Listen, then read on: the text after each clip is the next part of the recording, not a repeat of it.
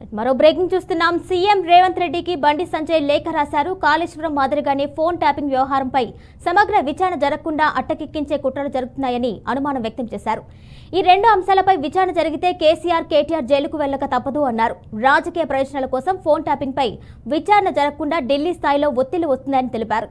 భారీ ఎత్తున డబ్బులు చేతులు మారినట్లు తమ దృష్టికి వచ్చిందని తెలిపారు.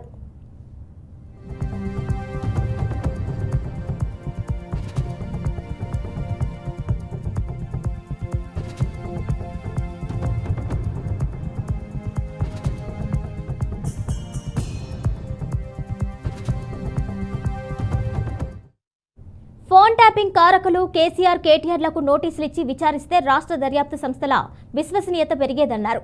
ఆ పని చేయకపోవడం వల్లే సీబీఐ విచారణ కోరుతున్నామన్నారు.